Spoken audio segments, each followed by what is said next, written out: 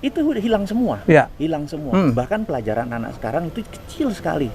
Walaupun tinggal sejarah dan Very mikro. Dan membuat anak sekarang alias yang berusia 35 tahun ke bawah itu tidak mengerti, tidak bisa membedakan mana nation threat, mana nation interest, mana survival of the nation. Nggak paham mereka? Nggak paham.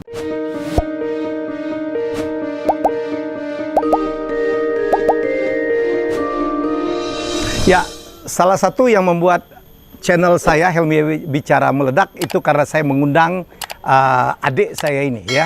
7 bulan yang lalu subscriber saya belum 100.000, dia jadi tamu meledak gitu. Saya tadi lihat 3,9 juta viewers sudah menyaksikan perbincangan kami. Saya ingat betul pertama kali saya menggunakan istilah daging semua. Dan banyak yang minta. Mas Wowi Prasantia, Bosman Sontoloyo. Siap. Pagi bro. Apa kabar? Wah. Di dunia yang setengah surga ini. Iya, kita di Ubud ya. Terima kasih untuk Kayun udah memberikan tempat, juga teman-teman alumni mastermind yang sekarang berkumpul di Bali. Okay. Bro, kita sudah mengakhiri tahun 2020. Okay. Tepatkah kalau 2020 dikatakan sebagai annus horribilis, tahun yang mengerikan? Seperti itu speech-nya dari Elizabeth II, bro. Pada tahun 92, akhir tahun dia mengucapkan dan dunia goncang. Karena di tahun itu ya, Inggris, kerajaan Inggris, anak menantunya cerai. Pangeran Andrew. 2 masalah yang horrible. Terus Putri Anne juga cerai. Dan berapa hari sebelumnya, Buckingham Palace itu ada bagian yang terbakar. Apakah 2020 menurut Bro Wowi annus horribilis? Jadi annus itu adalah tahun. Horribilis adalah mengerikan. Tahun yang mengerikan, terrible dan horrible dan lain sebagainya. Jadi apakah tahun 2020 masuk kategori annus horribilis? Saya pribadi rasanya belum. Jadi puncaknya mungkin 2001-2022, tetapi kita tahu bahwa kalau itu adalah peristiwa di Buckingham Palace, rasanya kalau yang sekarang ini di beberapa bagian, jadi tidak seluruh dunia ya, tidak seluruh bidang, di beberapa bagian emang mengerikan, sangat mengerikan. Jadi benar di tahun 2020 banyak yang kategorinya mengerikan, tapi tidak semua. Jadi saya sebut apakah ini tahun yang mengerikan untuk apa istilahnya seluruh orang? Ya, rasanya tidak, gitu ya, belum, kategorinya belum. Tapi 2021-2022 mungkin kalau menurut saya itu lebih mengerikan kalau mismanagement. Jadi gini, kita membagi 2 disaster. Ada nature made disaster atau semesta atau Allah, atau yang kedua adalah man made disaster, gitu ya. Dan annus horribilis yang dinyatakan oleh annus horribilis, ini lidah kebalik-balik terus kalau bahasa Latin itu lebih ke man made disaster. Iya kan? Man-made disaster. Oh. Nah, sekarang ini kategorinya COVID ini man-made disaster atau nature. Wah, ini bicara konspirasi lagi nih. Nah, kalau masuk kategori man-made disaster, saya kategorikan ini sesuai dengan tahun yang mengerikan. Annus horribilis. Saya potong, menurut Mas Wowi, apakah COVID Corona ini buatan atau terjadi dengan sendirinya? Menarik ini, harus diklarifikasi berkali-kali gitu. Ya. Jadi dari awal saya mengatakan bahwa ini semua by design. By design, buatan. Ini semua buatan. Konspirasi. Ini semua targeted. Jadi ada 2 yang disebut konspirasi. Kalau di Indonesia terkenal dengan KKN, bahasa Inggrisnya kan CCN ya. Jadi kolusi dan nepotism. Betul. Kalau di globalis itu ada C satu lagi. Apa lagi? Konspirasi. Jadi CCNC atau CCCN. Ya.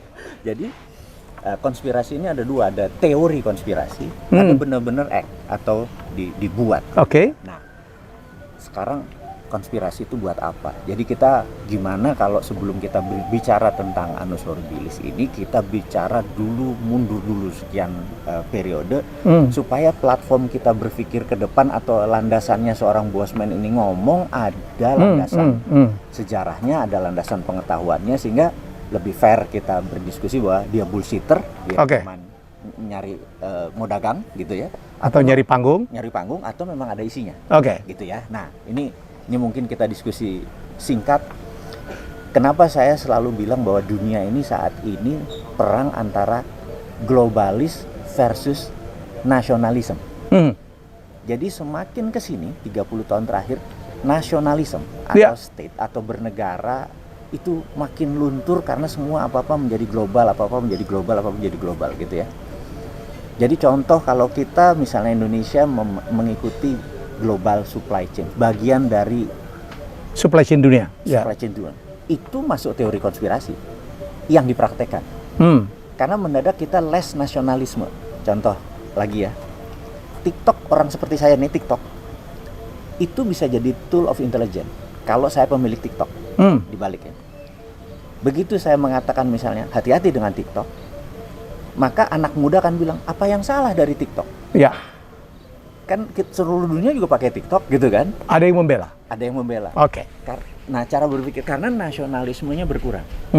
Jadi karena itu, ini alasannya si singa tua luka turun gunung ini adalah sejak 98 begitu reformasi ada yang kurang di pelajaran anak-anak Indonesia khususnya. Yaitu pelajaran tentang nasionalisme, pendidikan moral Pancasila, sejarah bahkan. Terus kemudian dulu ada penataran P4 dan sebagainya, makin less berkurang. Ada kewiraan zaman kita. Itu udah hilang semua. Hilang semua. Bahkan pelajaran anak sekarang itu kecil sekali. Walaupun tinggal sejarah dan very mikro. Dan membuat anak sekarang alias yang berusia 35 tahun ke bawah itu tidak mengerti, tidak bisa membedakan mana nation threat, mana nation interest, mana survival of the nation. Nggak paham mereka? Nggak paham. Jadi, memang tidak di feeding. Bahkan kita tanya yang pertanyaan sederhana, tinggi mana human right sama nation right? Itu mereka nggak bisa ngebedain. Karena mereka sudah di-feed bahwa human right lebih tinggi daripada nation right. Padahal untuk membuat negara ini intact, utuh dan segala macam, nation right harus didulukan. Tanpa harus membantai seseorang dua. Itu. Nah, ini karena dibalik-balik sekali lagi ini adalah tool untuk membuat penaklukan sebuah negara. Jadi dulu tuh perang adalah invasi tanpa perang. Dan itulah yang dulu sejak tahun mungkin 45 adalah perang militer terakhir. Kategori sekarang ini adalah perang juga. Sekarang ini perang juga, cuma bukan military. Ada perang ideologi, ada perang ekonomi, ada trade war, ada biological war seperti COVID gitu ya. Ini Mas Woy mengatakannya biological warfare. Jadi si COVID ini. Nah, sekarang kita mundur nih. Siapa sih yang launch pertama gitu ya, meluncurkan pertama? Apakah ini state atau negara atau sekelompok orang gitu ya. Nah, makanya kita pikir kenapa sih Bosman ini ngotot ini globalis, ini nasionalis, sehingga bagi mereka globalis ini abstrak. Apa sih ini, ada bendanya nggak sih? Gitu ya. Gitu. Nah, kita mau urai pelan dulu supaya nanti mengerti kenapa sih Bosman ini mengingatkan. Kenapa kita bilang bahwa nasionalis itu penting. Kenapa saya suka Trump? Karena Trump nasionalis. Kenapa saya suka Bernie Sanders walaupun dia Demokrat? Dia nasionalis gitu ya. Kenapa saya nggak suka misalnya Hillary Clinton, saya nggak suka Obama dalam arti bernegara? Karena mereka globalis. Termasuk Biden gitu ya. Demi globalis itu. Dan tiga nama ini, sorry saya potong. Tiga nama ini yang dituduh di balik gerakan ini ya bro ya. Konspirasi ini. Contohnya adalah ISIS. ISIS itu ciptaan mereka bertiga ini. Suatu Obama jadi presiden, Hillary jadi menteri luar negeri, Biden jadi wakilnya, dan belat sekali, berdarah sekali. Nah, zaman Trump 4 tahun ini single bullet aja nggak pernah meluncur. Trump nggak suka perang. Dia punya perang lain, itu perang dagang. Jadi saya pro yang begini, ya. Jadi ini bukan pro Trump sebagai individu yang asshole. Itu kan individu dia, tapi cara dia bernegara itu benar menurut Mas Woy. Negaranya nasionalismenya tumbuh. Itulah sebabnya Mas Woy memprediksi barangkali sangat subjektif Trump harus menang atau akan menang. Trump berusaha untuk menang walaupun peristiwanya bukan melalui electoral vote, di mana saat ini Trump akan diumumkan sekali lagi. Kita nggak bisa bilang Trump ini kalah atau menang sekali lagi. Walaupun 99% Biden akan dilantik atau menang. Ya. Tetapi KPU-nya Amerika kan belum mengumumkan. Ya. Jadi hati-hati aja gitu ya. Okay. Bernegara ini bukan karena voting terus kita declare dia bakal menang gitu. Karena dia ini kita lompat dulu ke Trump lagi, nanti kita nanti balik ke situ ya. Betul. Trump masih punya satu key lagi, dia bisa pakai namanya Insurrection Act 1806. Isinya adalah dia bisa menggerakkan militer untuk membatalkan sebuah wilayah menjadi darurat militer, misalnya Georgia jadi darurat militer, Pennsylvania jadi darurat militer, Michigan jadi darurat militer, sehingga wakilnya jadi 0. Hasil di situ dianggap 0 atau ulang. Kalau 0 kalah Biden. Di 3 state itu. Di 3 state. Nah, kalau nanti ini statusnya dinyatakan 0, tidak ada wakilnya, maka voting itu nanti satu wilayah kan satu suara, jadi anggap 51 state, Republik yang lebih tinggi suaranya. Karena walaupun negara kecil-kecil dia menangin, tapi kan suaranya satu. Seperti California 55, suaranya nanti tetap satu. Kan? Sama dengan Maine, sama dengan Rhode Island ya. Ya. Nah, itu akan menang Republik. Jadi 6 Januari ini kita nggak tahu apa yang terjadi karena dia keluarin darurat militer, selesai gitu ya. Saya sih berharap Trump akan melakukan hal itu karena saya nggak mau globalis menguasai Amerika. Ini pendapat pribadi, sekali lagi nggak ada hubungannya sama bernegara. Ini pendapat pribadi. Back to sejarah. Platform kita berpikir kenapa ini terjadi versi Sontoloyo. Nah, itu dulu. Ini versi Sontoloyo ya udah. Sontoloyo diingetin. Jadi ini halunya Mardigu, halunya Bosman. It's okay. Nah, kita melihat sejarah jadi begini. Dulu ada dalam sejarah kita kenal namanya Friday the 13th. Yaitu Oktober tanggal 13 malam hari Jumat 1307. Apa yang terjadi? Kita mundurin lagi. Jadi zaman dulu kita ingat kalau di Islam menyebutnya perang Sabil, di perang Salib. Nasrani menyebutnya perang Salib. Ya. Jadi Sabil dan Salib. Nah, apa yang direbutkan? Yerusalem. Jadi selama sekian tahun Yerusalem adalah di wilayah Nasrani. Dan pengontrolnya ini adalah kesatria Templar ya. Banyak para pilgrim yang jalan ke sana sering dirampok di tengah-tengah. Dilindungilah oleh kesatria Templar ya. Suatu hari mereka merasa untuk mengurangi resiko, akhirnya Templar hanya menerbitkan, punya bawa berapa sekian emas, dia nerbitkan surat, bawa aja surat itu, nanti di sana Templar sana akan, itu adalah giro pertama di dunia, giro gitu ya. Surat jaminan ya. Surat jaminan pertama. Dengan adanya itu perampokan jadi berkurang karena mereka dapatnya tidak benda yang terlalu berharga, gitu ya. Nah, suatu hari kita tahu bahwa pasukan kita siapa ini pahlawan-pahlawan Muslim ini, Salahuddin Al-Ayyubi dan lain sebagainya mulai ingin mengambil Yerusalem, gitu ya. Terjadilah pertempuran Sabil dan Salib. Itu kita lewatin dulu. Tapi kita tahu 200 kesatria Templar ini gak ada yang mati sama perang Salib. Mereka jago sekali perangnya. Dan mereka ini sangat kaya karena mereka punya 200 castle. Mereka tinggalnya di castle kaya. Nah, suatu hari ini konspirasi Paus merasa terlalu kuat ini Templar, kerjasama dengan Louis, saya lupa 13 atau 12, saya lupa ya. Raja Prancis. Yang waktu itu ekonomi Prancis lagi sangat hancur. Disarankannya adalah ambil aja hartanya Templar itu. Jadi hari Friday the 13th itu 1307 adalah Perancis kerajaannya menyerang seluruh Templar. Gitu. Hari itu massacre. Mati mungkin sekitar 80% kesatria Templar. Yang menarik adalah begitu selesai mereka bantai dalam tanda petik, tidak ada 1 sen pun atau harta pun yang mereka dapat, kosong itu semua. Nah, sejarah itu kan 1307. Sejarah total hilang. Maksudnya kemana nih harta? Banyak sekali mungkin di Discovery Channel, di Net Geo yang menceritakan bagaimana nih harta kok bisa disepir, orang mereka sangat kaya kok, tuh lenyap, gitu ya, beserta Templarnya, gone. Jadi kesatria Templar itu gone waktu itu. Ternyata? Nah, 100 tahun kemudian, 14 sekian ada yang menarik. entah bagaimana teknologi dan ilmu sains lompat. Mau Copernicus lah, mau siapa? Galileo ya. Principia Mathematica siapa? Yang itu Darwin ada di situ. Galileo Archimedes. Yang apel jatuh pohon. Oh, Isaac Newton. Isaac Newton. Ini semua muncul di 14 sekian. Dan gini, kita tahu bahwa sains tanpa didukung oleh mecenas, tanpa didukung oleh uang jalan. Venture capital itu mulai muncul di sini. Dia mensupport ini semua.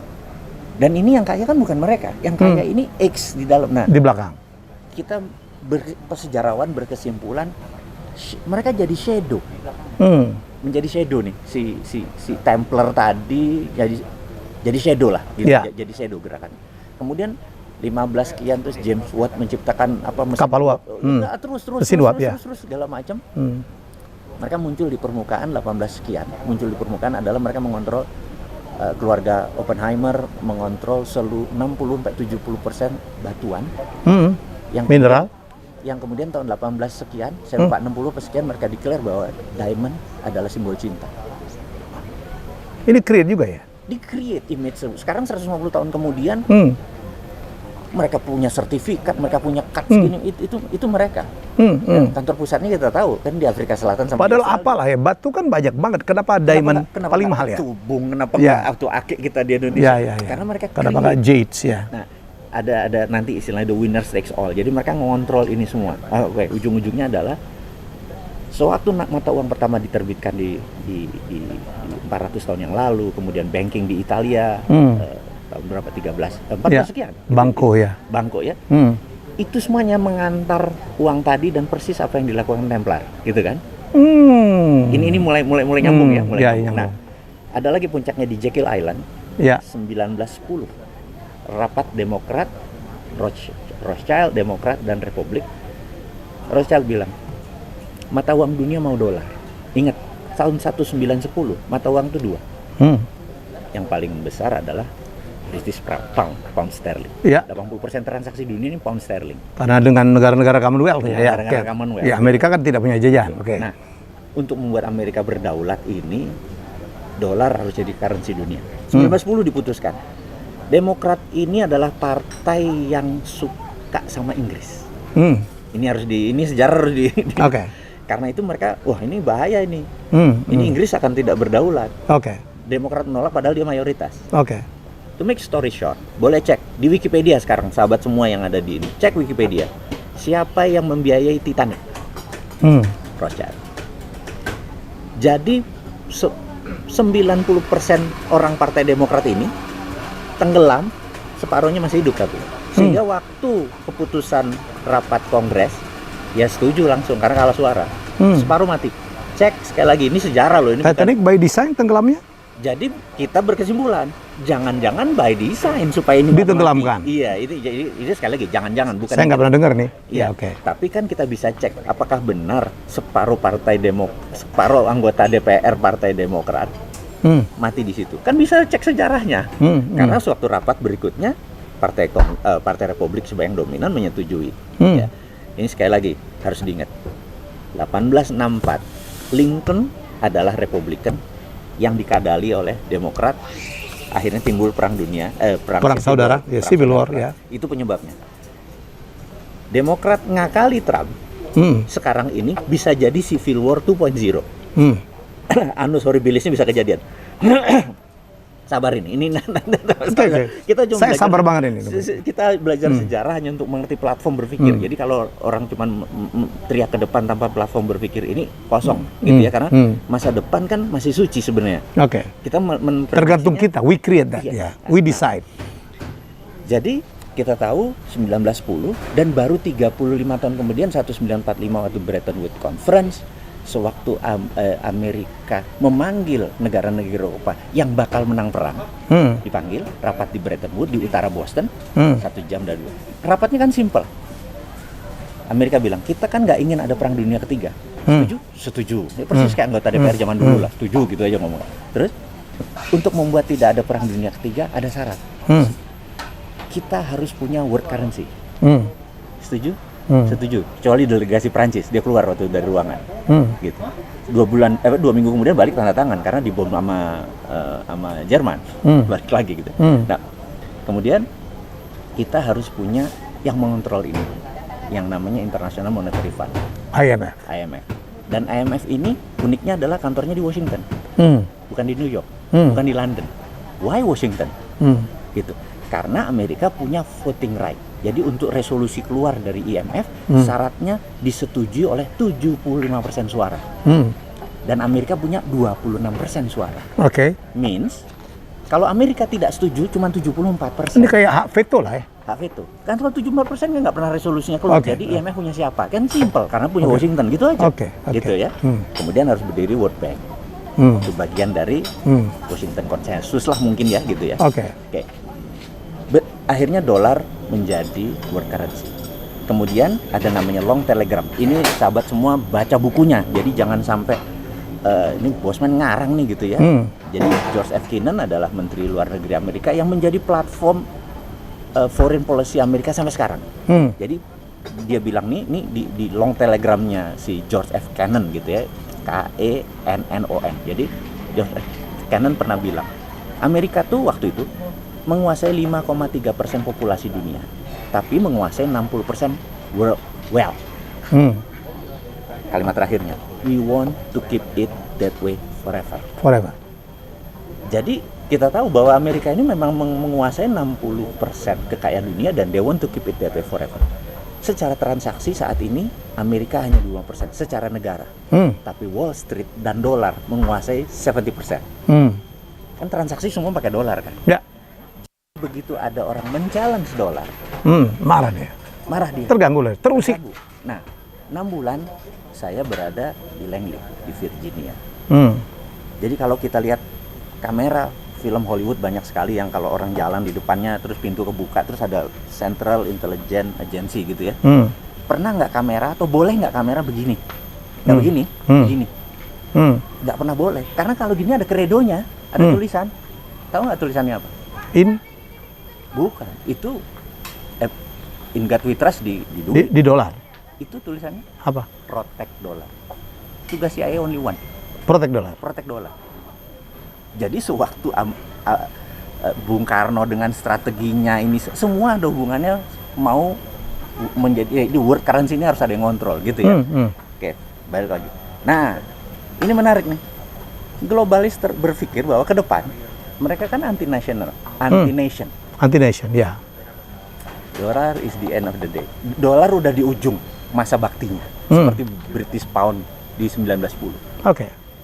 Mereka mempunyai world currency. Mereka tes 2 tahun yang lalu, Libra diluncurkan. Libra adalah mata uangnya Facebook dengan algoritma. Dia merasa dengan 2,5 miliar manusia berada di Facebook. Maka kalau lebih dari negara, lebih dari China. Kenapa mesti pakai currency-nya nggak kita aja? Dia punya wilayah, dia punya penduduk, walaupun maya, currency-nya terbit. Di seluruh negara disemprit oleh negara nation ini, termasuk Amerika, nyemprit, shutdown dia. Jadi Calibra adalah wallet-nya, Libra adalah currency-nya, shutdown dia. Nah, 6 bulan yang lalu dia coba di Brazil, dia coba di Amerika Latin, pas COVID, dicoba. Karena Venezuela segala macam memerlukan ini. Udah jalan nih.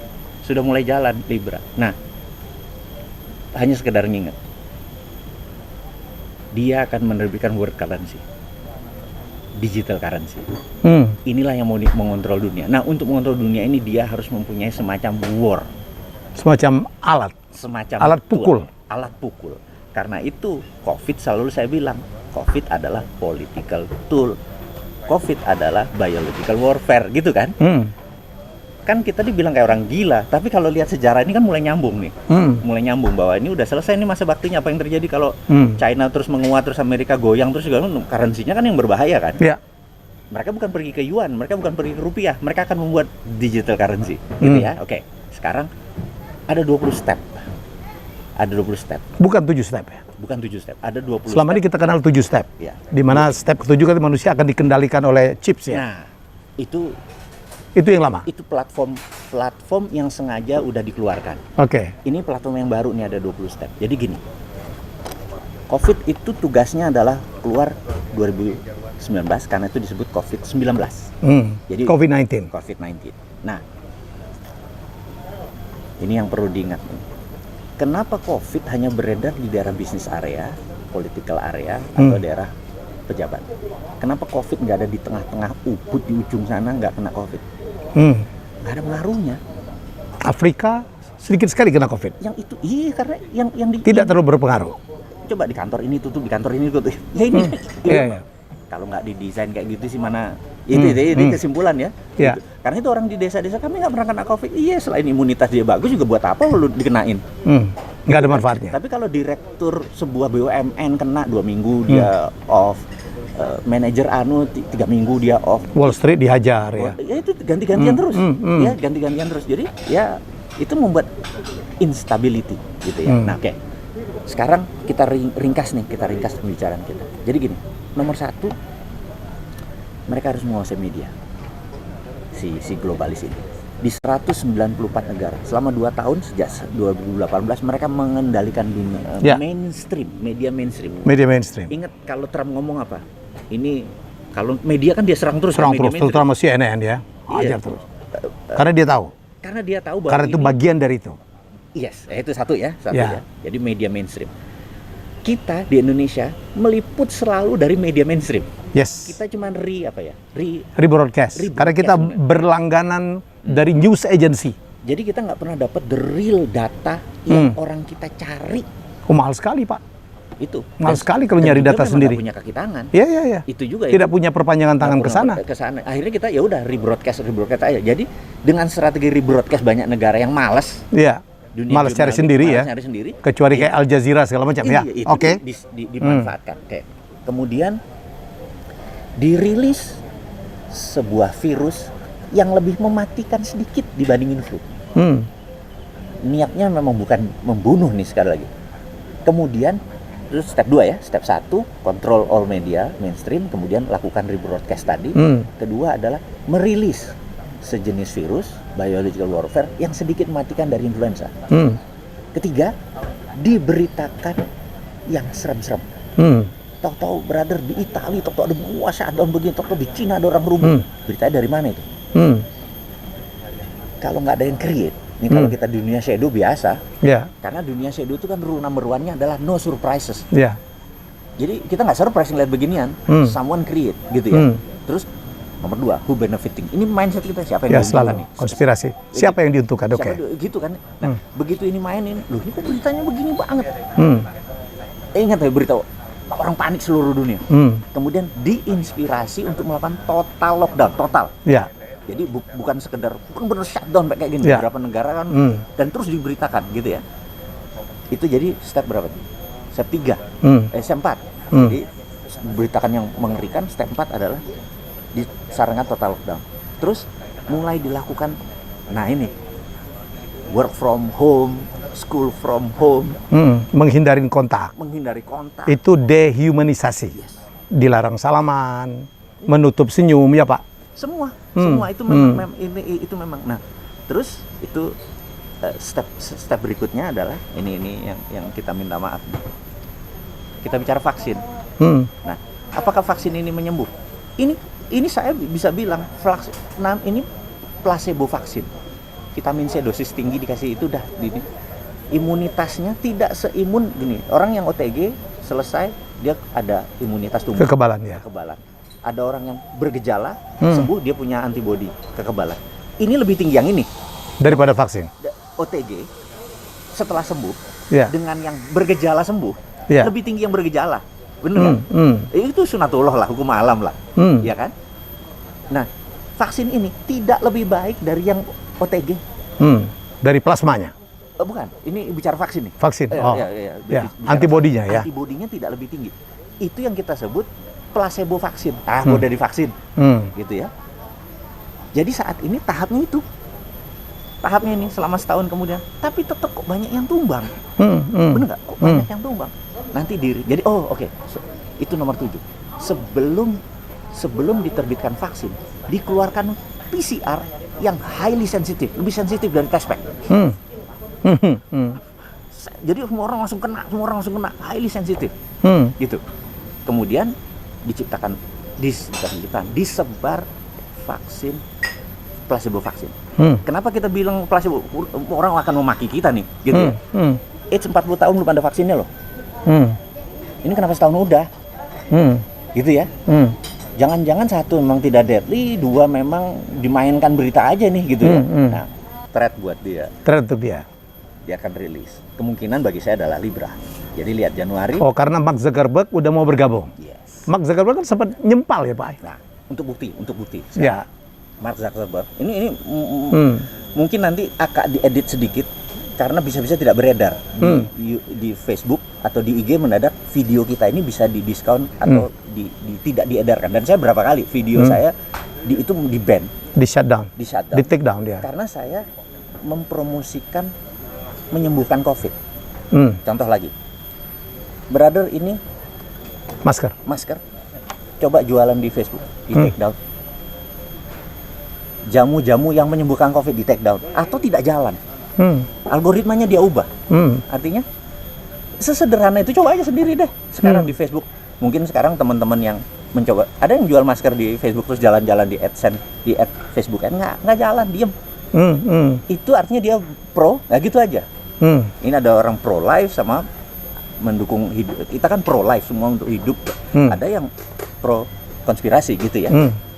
Balik aja. Ini akan diterbitkan. Nah, setelah itu apakah jadi ini perang sampai 2030 sampai 2045. Jadi bukan perang sehari selesai. Dari 1910 ke 1945 itu 35 tahun. Oke. Jadi ini adalah perang 2030. Jadi mungkin currency di dunia pada saat itu nanti tidak 194 negara. Mungkin tinggal 120 karena beberapa negara udah memilih menggunakan digital currency. Oke.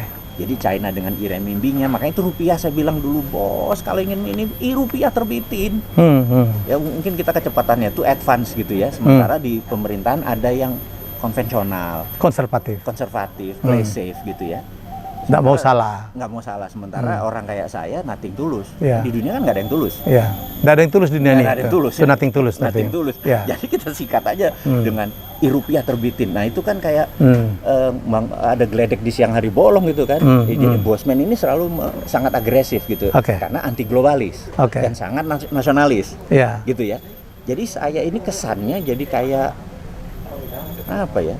Ya mungkin jadi ambasadornya nasionalis deh untuk mengingatkan kembali gitu ya. Nah itu mungkin brother alasan ini semua jadi dan alasan saya memandang ke depan. Mudah-mudahan ini. Ya. Tapi artinya bro, ada perbedaan antara man-made disaster dengan apa ya, organic, dengan nature-made disaster. Dengan nature-made disaster.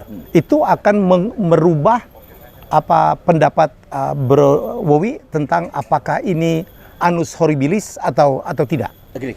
Kalau natural made disaster ini akan bisa disembuhkan. Akan bisa disembuhkan dengan cepat. Kalau man made emang panjang. Iya kan? Nah, jadi kalau ini kita sepakat bahwa ini adalah man made, bagi saya adalah man made, maka ininya panjang. Jadi seperti perang dunia itu adalah panjang. It's a long game. Long game dan itu manusia, man made disaster. Karena diatur ya. Man made disaster. Ini pun sama. Bro, salah nggak kalau saya bilang nggak usahlah kita bertengkar tentang apakah ini teori konspirasi, apakah ini alami, karena yang harus kita lakukan untuk menghadapi tetap 3M itu, ya, pakai masker, jaga jarak dan cuci tangan, bersih. Itu benar. Jadi nggak usahlah. Jadi gerakan anti masker itu totally. Oh enggak. Kita pro life ya. Kita mendukung semua manusia untuk hidup lebih panjang dari semuanya. Jadi tetap jaga jarak, tetap pakai masker, tetap bersih. Dan kalau sakit, untuk yang berat tetap plasma. Jadi saya ini challenge, kadang-kadang men-challenge pemerintah, men-challenge dunia, kadang-kadang ingin hilangkan COVID. Benar? Saya ini bukan anti vaksin, tapi saya pro vitamin. Jadi kita tahu kita mahal sekali vaksin itu. Daripada rakyat kita dikasih vaksin, mendingan rakyatnya dikasih vitamin. Vitamin C, vitamin D, vitamin dosis tinggi semua. Atau kasih plasma. Kalau sakit dikasih plasma. Ya, saya kemarin ngewawancarain juga Dr. Khoirul Hadi, yang murid kita di Solo itu seorang dokter kulit yang tiba-tiba kena dan di tengah dyingnya parah, dia lebih parah dari lu lah. saturasinya udah iya, udah saturasi udah turun luar biasa. Nah, udah turun luar biasa. Dan dia bilang sebenarnya kalau saja kan ada 470 ribuan orang Indonesia yang sembuh. Sudah sembuh sama COVID. 50% aja mendonorkan darahnya, plasma darahnya, we can save a lot of lives. Nah, tapi kan yang punya vaksin rugi dong, brother. Kalau gua importir vaksin, lu promosiin plasma, cemana kau ini? Jangan begitu lah. Aduh, ini nyawa manusia, bro. Iya. Kantau sama fulus sama cuan juga, nggak ada Tuhan itu. Nah, inilah saya bilang, kalau manusia berbisnis pakai hati, manusia ke depan pakai hati, mengutamakan Tuhan, selesai. Brother Roy mestinya bisa ngomong lebih bagus dong, lebih baik tentang bagaimana meminta kita menyelamatkan. Ini masalah kemanusiaan. Nyari uang sih nyari uang, tapi kan masalah menyelamatkan manusia, it's another thing yang jauh lebih penting. Jadi pendapat saya setuju dengan herd immunity. Herd immunity artinya heredity. Ya udah. Sembuh dengan sendirinya. Sembuh dengan sendirinya. Ya, karena kekebalan diangkat ya. Nah, untuk itu manusia kita Indonesia semua dikasih vitamin gratis oleh pemerintah, jauh lebih murah. Ya. Jauh lebih murah itu ketimbang kita menggunakan. Ya, maksud saya gini lah, bro, itu kan dua hal yang berbeda. Kalau vaksin kan meningkatkan kekebalan supaya tidak terkena, betul? Betul. Itu pun kalau proven, ya. Betul. Belum tentu juga nih. Betul. Tapi mendonorkan plasma adalah mengobati yang sedang terjangkit, betul kan? Jadi kita dua kombinasinya, vitamin, dan plasma. Plasma. Vaksin perlu tapi nggak 100%. Berarti juga sempat udah komit untuk mendonorkan plasma darahnya ya? Jadi menurut perhitungan kesehatan, si dokter bilang setelah 2 minggu dinyatakan sehat atau negatif, kita tes lagi. Kalau negatif, nah itu sampai 6 bulan ke depan, setiap 2-3 minggu menyumbangkan plasmanya, menyumbangkan darahnya, plasmanya, itu terbaik. Jadi saat ini saya baru sekali. Udah ya? Oh sudah, karena itu saya kayak berhutang sama kehidupan kalau kita nggak. Berarti kemarin dibantu oleh plasma juga? Dibantu. Jadi menariknya gini, apa istilah CT itu, cycle. Jadi kalau orang di bawah 40 dia dinyatakan positif gitu. Saya itu begitu 22. Karena harus diopname itu, begitu hari ketiga dikasih plasma, hari keempat tuh naik ke 37 sudah. Wow. Jadi baru satu aja sudah naik gitu. Dokter Hadi juga gitu. Iya. Begitu dia di plasma langsung langsung naik. Jadi ini logika supaya sederhananya, tubuh manusia itu sebenarnya punya antibodi, punya sistem untuk memerangi musuh yang masuk. Dia perang. Begitu virus ini masuk, mereka perang tapi kan masih meraba. Kalau ada plasma dari yang sudah menang perang, dia lebih pinter. Ngasih tahu ini cepet pinternya. Karena itu dan itu organik, brother. Organik. Itu yang menariknya. Menarik itu organik. Bukan kimia. Bukan kimia, ya. Ini sebenarnya jadi saya pikir dan kalau sesama saudara kita tadi mau saling membantu, wah itu menunjukkan NKRI. Iya itu kita menyelesaikan dengan saling membantu gitu ya. Darah kita NKRI kita pindah-pindahin gitu ya. Nah itu harus dipromosikan. Mudah-mudahan dengan YouTube channelnya Brother Helmy ini orang nonton, orang terinspirasi lagi bahwa kena COVID itu bukan aib juga lah ya. Bukan aib. Iya, ini dulu kan ada yang ditolak masuk ke kampung, ditolak jenazahnya. Iya, bukan Masya aib. Allah. AIDS itu aib, harus berhubungan badan dulu dan sesama jenis lagi. Itu aibnya berkali-kali. Ini enggak. Jadi siapapun bisa kena, termasuk Mas Wowi. Yang imunitasnya lagi rendah. Benar nggak? Jadi yang lucunya adalah imunitas tertinggi itu dengan happiness ternyata, bukan dengan vitamin tadi. Endorfin. Tadi malam saya capek nyanyi-nyanyi hilang semua. Bro, sebelum kita meninggalkan topik COVID, saya mau nanya, ini ada statement yang lucu juga. Mas Wowi kena COVID, itu kena COVID atau di-COVID-kan? Jadi kalau lihat dari sisi, ini pendapat pribadi sekali. Karena ini kan konspirasi ini. Lihat dari sisi kejadiannya adalah begini. Waktu itu kita ada 200 saudara kita lagi ada seminar. Brother Helmy ada di sana, Brother Gita ada di sana, Sandi ada di sana. Ada 17 tim kita yang bersentuhan langsung yang ngangkatin inilah segala macam gitu ya. Yang menariknya adalah tidak ada satupun peserta yang tertular, tidak ada satupun panitia yang tertular, tidak ada satupun teman kita yang tertular, sehingga itu memberi kesan kita targeted, memberi kesan. Kalau enggak ketularan semua. Ini seminar CEO Mastermind di mana kami berempat, saya, Wowi, Gita Wiryawan dan Sandi Uno, menjadi coach. Itu kan kita full body contact sebenarnya, kita kesalaman lah, kita segala macam. iyalah. Tapi kok nggak ada yang kena. Itu yang dan sekarang saya kenanya dengan saturasi yang turun, bukan sekedar tanpa gejala, saya full gejala gitu. Iya. Terus ini sekali lagi nih. Ini kalau saya adalah pro plasma. Saya ini teori konspirasi. Saya pro plasma, saya memerlukan agent untuk mempromosikan pro plasma. Harus ada seseorang yang kena terus dikasih plasma. Karena plasma itu susah, brother. Ini nyarinya RSPAD menunggu terus, PMI menunggu terus. Saya di hari ketiga dapat. Hari ketiga dapat. Itu kan, Pak, ini agak susah, tapi begitu dapat saya langsung mikir, ya alhamdulillah dari satu sisi. Karena itu saya merasa ini jalan Tuhan. Anggap ini nggak ada konspirasi, tapi yang berkonspirasi yang di atas. Karena dengan 1 juta viewer per hari video kita, dengan 5 juta follower di sosial media, mungkin ini ada impact-nya. Karena waktu video itu diluncurkan ternyata hampir 2 juta yang nonton. Dan ini menginspirasi banyak, akhirnya itu plasma mulai jadi bergerak. Saya bukan menyatakan kita ambasador plasma, gitu ya. Tapi salah satu orang yang harus mengingatkan bahwa plasma adalah salah satu solusi. Jadi kalau di COVID kan dalam artian positif, saya menganggap kayaknya di COVID kan. Tapi ambil hikmahnya ya. Ambil hikmahnya. Kalau nggak, orang tidak tahu kalau plasma itu bisa menyelamatkan. Tapi ini berada. Kita tahu bahwa berita COVID ini kan mengerikan. Beritanya sekali lagi, bukan COVID. Sehingga waktu kita di rumah sakit, kan kita tahu yang pulang nama banyak banget. Malam pertama, kedua begini, bro. Karena nggak bisa didatengin kan. Totally isolated. Self stock kita tuh yang turun juga ya. Ya turun juga. Lihat kiri kanannya lewat. Nah itu psychological kita emang benar-benar self push. Itu kita nggak bisa orang lain. Harus dari kita ya. Dari kita. Nah itu recovery-nya ternyata kita manusia. Hari satu nangis juga kita, hari kedua recover juga. Dokter kasih semangat karena itu. Saya merasa orang yang harus saya thankful adalah selain dokter adalah tenaga kesehatan. Karena mereka melakukan motivasi ini. Pak, tidak hanya mengobatin ya, tapi kejiwaan juga ya. Di dalam ruangan satu floor tuh nggak salah 30 sekian orang. Mereka cuma berapa? 11. Yang kalau infus habis ceting bunyi, mereka lari. Mereka 10 jam itu nggak makan. Ya jadi mereka kadang-kadang kita pakai masker 1 jam aja udah ngap gitu. Mereka lari 8 jam, 10 jam gitu, gila ya. Ya itu saya pikir COVID harus selesai. Karena kan sangat mengganggu ya, mengganggu keluarga, mengganggu mental dan lain sebagainya. Saya pikir ke depan, wahai pemerintah, jangan fokus di vaksin saja, tapi fokus di vitamin. Gitu. Dan plasma. Dan mempromosikan plasma. Setuju. Gitu. Bro, kita ke bisnis sekarang. Good. Nah itu lebih natural gitu. Lebih natural ini. Yang tadi natural juga sih.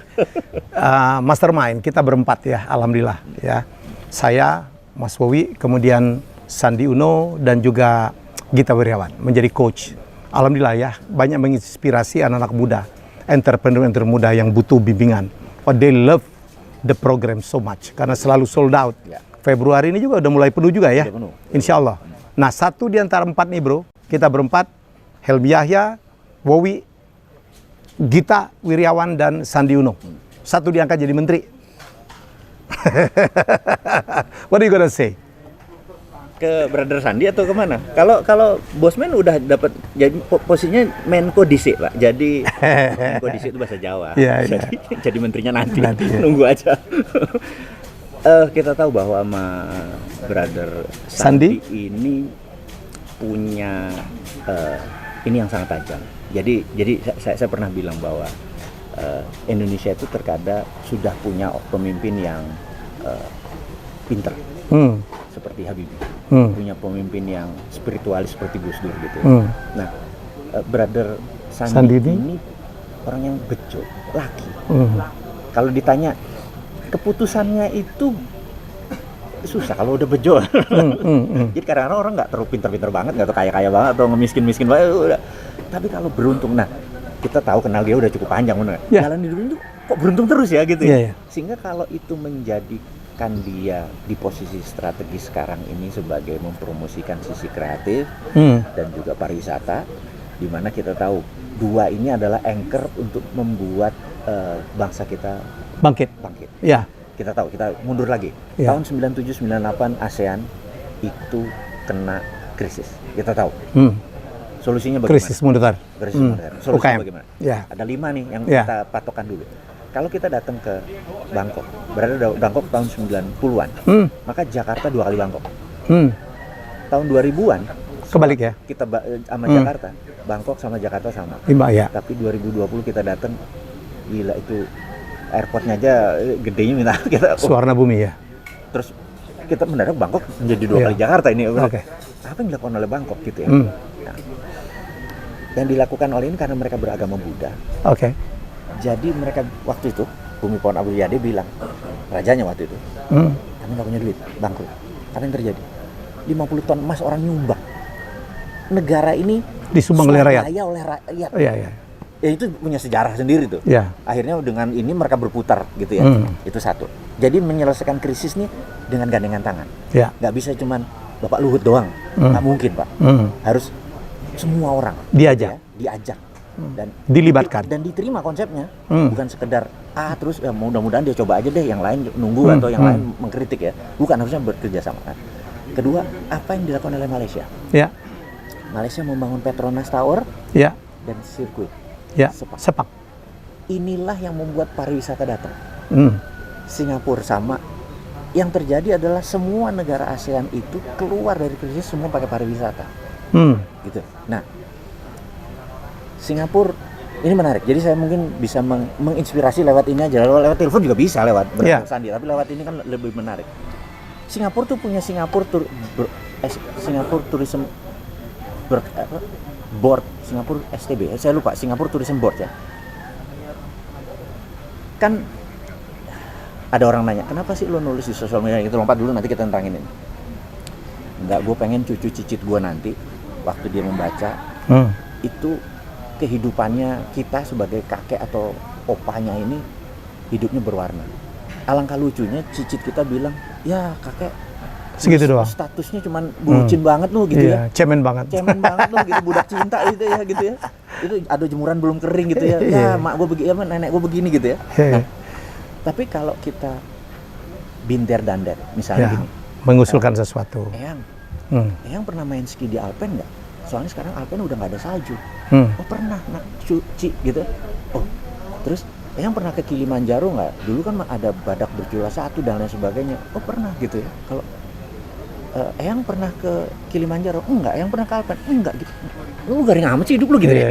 Cucu kita melihat, bukan artinya harus materi yang keluar. Nah tahun 2009 itu pertama kali dalam sejarah dunia Formula One itu street night. Maka cucu cicit kita, Eyang waktu tahun 2009 Eyang punya 5 juta nggak? Punya. Eyang nonton nggak? Pertama kali dalam sejarah dunia, enggak, lu garing amat hidup lu, bener 5 juta siapa gitu ya, itu contoh. Nah, Singapura Board of Tourism ini menarik apa yang dilakukan. Jadi selain Crazy Rich Asian ya. Itu dia biaya gede dan akhirnya membuat Singapura dan jangan lupa MBS dengan membuka kasinonya ya. Ya itu terobosan, walaupun ini bukan untuk dicontoh oleh kita ya. Dan ingat, warga Singapura nggak boleh masuk ke sana, harus pakai paspor. Jadi ini ingat, bukan buat warung Singapura loh. Jadi kalau kita buat kasino di Indonesia tapi yang masuk pakai paspor, harusnya untung siapa gitu ya. Tapi kan di sini punya pemahaman lain lah. Gitu ya. Kalau mereka dagangnya pintar, ingat, warga Singapura nggak boleh main di lo. Kan ditanya paspor. Termasuk kan, juga yang di Genting Island ya. Iya, paspor kan. Itu kan bagian dari Singapura Board. Yang menarik adalah gini. Jadi Formula One streetnya gini. Mereka datang, misalnya Brother Helmi punya 200 kamar di sebuah jalan, mereka bilang, kamu mau nggak mobilnya ini dilewatin di situ, tapi bayar $1.000 per kamar. Mereka setuju. Ada yang nggak setuju, dibelokin jalannya. Jadi semua itu dapat modal dari yang ini. Negara nggak keluarin duit, negara cuma deal-dealnya aja. Begitu ini jadi, yang ini untung karena kan dia dilewat, itu lewat walaupun dia nonton TV, tapi kan getaran itu di TV kita nonton, tapi vibrasi itu kan, Mika Hakkinen, itu film binder film. Oke, balik lagi ke ini. Saya usulkan untuk membuat ekonomi pariwisata kita muncul. Contoh ya, Brother Sandi, kita buat kalau Formula One pesawatnya nggak bisa landing kita karena perlu 2 besar pak, bawa mobil tuh Boeing loh. Kita GP aja, street night di Malioboro, di Jogja, dan hotel-hotel di sana yang dilewatin bayar. Itu baru gendeng pak. Gitu, street night, GP aja motor. Ini mau Mandalika pak katanya pak. Nggak ada yang nonton brother. Ini maaf nih. Ya kita coba aja ya Mandalika. Masa gini. Bisa jadi. Biasa ya. Kalau dibuat di satu daerah baru gitu biasa, menurut Mas Wowi gitu ya? Karena siapa yang ke sana? Memang sih benar kita akan ke sana dengan Mbak segala. Tapi kalau ini sudah satu paket, Mandalika kita buat yang lain. Bukannya ini pendapat saya. Super baik kata yang tahun depan udah mulai ikut. Iya, ini pendapat saya. Tapi saya mungkin terlalu agresif kalau berbisnis karena saya tuh mungkin kita udah kepala 5 umurnya. Bisnis itu low hanging fruit. Low hanging fruit tuh artinya buahnya subur, ranum, pendek, tinggal petik. Sementara kalau umur 20-an, mereka bisa yang bisnis yang jangka panjang kayak Mandalika itu mungkin 20-30 tahun lagi baru dapat benefit gitu ya. Kalau saya di Malioboro dengan sekitarnya kan cepat dapat duitnya. Itu bergeser, brother. Jadi umur 20 saya berbisnis begini, umur 30 saya begini, umur kepala 5 ini pengennya low hanging fruit. Contoh ya, kita main properti di umur sekarang kepala 5. Tanahnya kan nyari dulu. Dari tanah berapa lama sih yang bagus gini? Oh, di Ubud keren nih gitu ya. Oke, anggap fulusnya semua ada gitu ya. 6 bulan lah kali. Oke, yang bagus. Terus apa yang kita lakukan? Desain, arsitek segala macam. Ya, 6 bulan lah gitu. Setelah itu ngurus IMB, izin, hampir setahun setengah lah. Terus habis itu nyari kontraktornya. Kita nyari ngebangunnya kepanjangan. Kepanjangan. Terus balik modalnya tambah kapan naik Ferrari-nya, bro? Udah kepala 70. Baru di tengah-tengah ada ngebom lagi, Bang. Mati gua. Nah, kepala 20 pantas, kepala 30 pantas gitu. Makanya kalau ditanya saya tadi antara Mandalika sama Malioboro, gue pilih Malioboro karena low hanging fruit gitu ya. Tapi kita berharap Bro Sandi dengan pengalaman bisnisnya juga yang sangat tajam ya. Membawa pariwisata dan terutama ekonomi kreatif, bro. Karena murid-murid kita itu banyak di industri ekonomi kreatif, bisa diberikan tempat lebih banyak. Karena saya pikir memang masa depan Indonesia itu ya ke sana lah. Wah, kalau ingat sejarah kita pernah di Amerika, orang Indonesia itu kreatif. Oh iya. Apalagi hal negatif. Nah, yang nelfon Indonesia nggak bayar. Sebelum 3 menit dimatiin. Iya. Saya kaget. Kemarin saya ketemu Daniel Surya, bro, dalam pemaparan kita diundang oleh sebuah developer besar Indonesia ya, salah satu developer paling besar di Indonesia, ngundang kita, bro. Kita ngomong tentang itu. Lu tak, Daniel Surya itu sekarang dia adalah foundernya Weir, Pak. Di MID. Dan dia punya 5 paten dunia. Termasuk augmented reality, 5 paten dunia, Pak. Mendapat penghargaan dari Silicon Valley. Dan dia menceritakan tentang sesuatu yang sangat memprihatinkan kita. Indonesia itu setahun cuma mempatenkan dunia cuma 8, Pak. Cuma 8. The whole Indonesia. The whole year. Indonesia. Lu tahu nggak Korea Selatan 8 paten sehari. Saya tahu. Bukan paten lokal nih ya, paten dunia. Ya, paten lokal lebih Pak, mendapatkan paten lokal jauh lebih sulit, Pak, di Indonesia ini. Karena panjang banget. Saya pernah nge-coach, Pak, satu orang pemilik ide luar biasa, edible bioplastic, di mana aluminium yang Indomie itu bisa dimakan. Dibuat dari rumput laut. Rumput laut. 2 tahun, Pak, nggak keluar, Pak. Harus ini. Tahu nggak apa yang terjadi? Singapura, Malaysia, kata Daniel Suryani, gua akan wawancarain dia, itu tiap hari, Pak, menerima paten-paten anak-anak muda Indonesia, Pak, dipatenkan di sana, Pak. Melalui sana. Dan dibiayain semua. Mereka nggak minta apa-apa, bro. Mereka cuma minta bahwa rekeningnya dibuka di Singapura dan Malaysia. Itu wilayahnya Brother Sandi, kan? Mestinya, makanya. Good. Brother Sandi sama Pak Bambang Brojo di BRIN, Pak. Sulitnya mempatenkan ide di Indonesia ini. Widuh, birokrasinya luar biasa, Pak. Dan banyak sekali para pejabat-pejabat. Kita kan pernah di pemerintahan, Pak. Yang kadang-kadang tidak mau play safe, bros. Nggak mau risk taker. Karena dia takut nanti waktu pensiun nanti udah duduk enak atau ada. Ya padahal kan kalau kita niatnya baik, Pak, tidak ada pelanggaran, tidak ada yang di intention untuk mendapatkan sesuatu. Saya pernah take it. Saya di TVRI 2 tahun 47 hari, Pak. Saya melakukan itu, terobosan, tetapi kontrol di koridor. Nggak bolehnya kan harus kita ini kan. I see. Bos. Yes. Jadi kita berempat itu, lucu juga ya. 1 mantan menteri, 1 jadi menteri. 2. Saya sempat diisukan mau jadi menteri. Gue lagi itu menteri KW. Dan ini niat jadi menteri gak jadi. Enggak lah. Jadi 1 lagi Bosman. Katanya mau dicalonin jadi presiden 2024 ya. Presiden KW. Presiden KW. Tapi gini. Kan banyak yang nanya juga tuh. Banyak yang ada mulai menyebut nama Mas Wowi. Jadi gini, kalau pendapat pribadi. Iya. saya kayaknya bukan makhluk politik. Yes. Sementara ini statement ya. Kan banyak sekali yang wah nih Mas Wowo ini ujung-ujungnya politik nih. Ya. Politik. Tapi gini, yang ngomong ini kalau berusia seperti saya atau lebih tua akan ngerti bahwa nggak mungkin. Gini loh, kita ini berhutang pada bangsa sendiri. Ya. Kenapa yang jadi presiden atau jadi pemimpin nanti usianya kalau perlu saat ini 40 tahun ke bawah. Ya. Masih 4 tahun lagi mereka untuk menyiapkan masa. Nah, pada saat itu yang kita harapkan nanti di 2024 ke sana adalah kita tahu bahwa old mind doesn't work. Karena ini new mind. Ya. Jadi bukan umur ya. Ya. New mind itu bukan mentang-mentang umur gua 60 gua merasa gua old mind, enggak. New mind ini adalah mereka yang mengadop apa yang terjadi sekarang. Nah, ini yang kita pengen bahwa tahu nggak apa yang terjadi di 2030. Jadi tahu nggak yang terjadi sekarang. Jadi kita sering mempredik, sering benar karena kita mau men-challenge old mind doesn't work. Loh, new mind begini loh, nanti digital currency, makanya itu kita terbitin rupiah, nggak dianggap nggak apa-apa gitu ya. MMT adalah modern monetary theory. Kita pakai printing money, Amerika pakai printing money. Ini buktiin. Ini buktiin. Saya nanya sama brother kita. Bro, Angkora di 2011 panen dana dari luar. Bener nggak? Waktu itu kan gede-gedean. Kita tanya. After the crisis 2008 ya? Ya. Rule of thumb-nya gini. Sewaktu tahun 2008 krisis, apa yang Amerika lakukan? Ya, printing money. Printing money. Nah, printing money itu untuk tidak inflasi hukumnya gampang. Harus ada sektor produktif. Ya. Jadi waktu dia printing money, itu hanya menyelesaikan, misalnya Brother Helmi punya utang 1 miliar. Dipinjemin sama bank 1 miliar. Utang ke saya 1 miliar. Saya punya utang lagi ke A, ke B, C.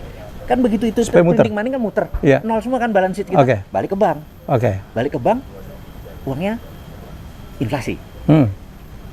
Gimana tidak inflasi? Harus ada sektor produktif. Jadi pertama diterbitkan tuh menyetel ini semua. Sektor produktif mana? Negara kayak Amerika produksinya terbatas. Maka dia pasti ke negara-negara ketiga ya. Negara ketiga. Jadi hutang itu wajib diadakan demi negara ketiga ini menjadi di balance ini mahal sektor produktif, nggak ada inflasi. Karena itu mereka panen. Jadi di 2020 ini printing money semua negara, Inggris printing money, itu printing money, itu Amerika printing money, China printing money. Yang dia butuhkan adalah negara yang pemimpinnya seneng utang. Ini harus ditekankan. Karena kalau dia printing money, dolar Amerika siapa yang nelen? Yuan siapa yang nelen? Gitu ya. Harus mengalir itu. Harus mengalir. Nah, inilah yang saya bilang, yuk kita printing money. Kok takut? Dengan alasan, wah lo mau bikin inflasi. Ya bilang, sektor produksinya aja, jadi terbitin sesuai dengan dengan produksi kita, nggak usah tinggal penyalurannya yang harus dibenerin ya. Karena itu wilayah di kawasan ekonomi khusus saja. Ciptakan aja 30 biji kawasan ekonomi khusus, uang beredar di situ. Ini contoh. Tapi sekali lagi kan, karena bosman ngomong cara santun nggak dianggap, ya ngomong pakai nyeleneh, nyinyir. Ya bagi mereka yang baperan, harusnya jangan jadi pejabat. Ada 2 orang mau sukses. 1, kalau baperan jangan jadi pejabat. 2, kalau baperan jangan jadi pengusaha. 2 aja. Sengsara hidup lo. Jangan baper aja, Pak. Jangan baper aja. Baperan itu hanya untuk bucin lah, budak cinta. Jadi kalau pengusaha yang udah baper dibuang gitu ya. Pejabat juga buang. Maksudnya karena gini ya, yang gue tahu nih, yang saya tahu. Allah tersering menaruh kebenaran di tempat yang kita tidak sukai. Saya ngalamin, benar, nggak suka kebenaran di situ daripada kebenaran yang kita suka. Itu law of nature, jangan jadi waktu kita ngomong dengan cara halus 2-3 tahun sebelum ini kok nggak didengar. Ya udah kita nyeleneh sedikit tapi kan kita nggak pernah nyinggung instansi, kita nggak pernah nyinggung individu. Dan ada 2 syarat berikutnya. Pada saat kita mengkritik harus kasih solusi. Jadi misalnya bro, gila lu pakai baju hitam, jelek lu sebenarnya. Lu kalau putih lu lebih terang. Itu misalnya kalau lu jelek lu baju hitam, itu mengkritik tanpa solusi, itu salah. Jadi bosman selalu mengkritik full solusi. Jadi walaupun dihajar oleh buzzer.